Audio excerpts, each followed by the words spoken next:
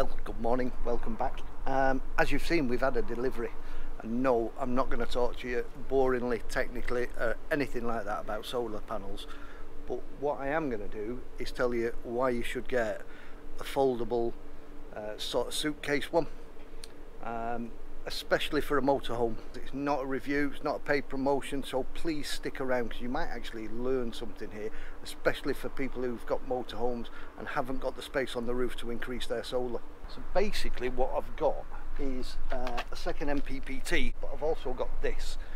So the solar panel plugs into the bumper of the motorhome.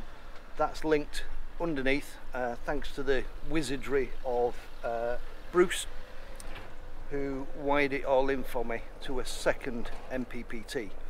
So we've got 610 watts of solar on the roof of the van, and then I've got this foldable suitcase ecoflow bifacial solar panel. So the front of it is 220 watts and apparently the back of it is 150. I don't quite know how that works, but we'll have a look at it. So as you can see, I've got the panel folded out and it's linked with the wire straight into the van. The front of it is 220 watts. It's not directly facing the sun. I could probably tilt it a little bit, but yeah, it's bringing in a decent amount. But then the back of it, as you can see, is also a solar panel. And I think what happens is the light comes in from the side, it bounces and reflects onto the back bit. But to me this all looks like it's in shade. However, it is 150 watts on the back, so you know we've got a decent amount of solar. Good points and bad points about the ecoflow one is it is glass, it's totally waterproof, so it can be left outside in the rain, absolutely no problem. The case is also the stand, so it's a bit fiddly to put together, but you basically just clip it on here and it sort of ish stands up, as you can see.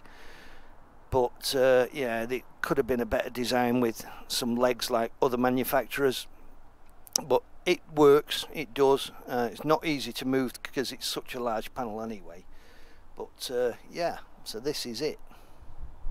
So there it is, set up. As you can see, it's quite a large panel.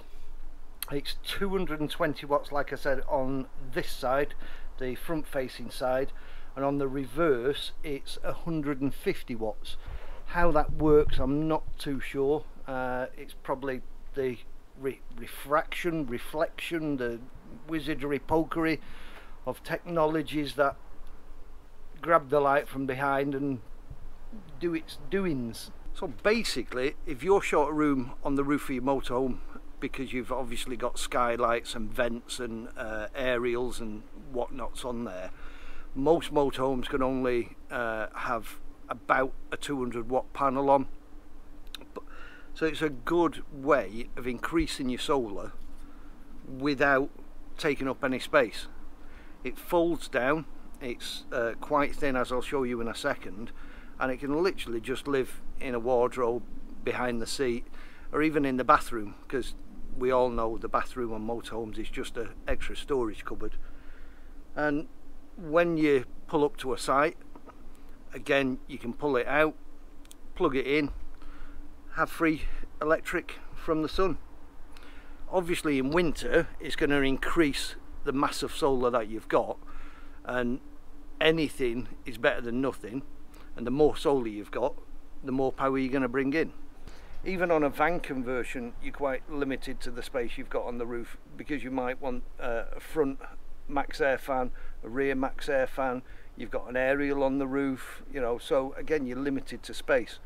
So to increase the amount of solar is an absolute fantastic idea to get one of these fold out solar panels.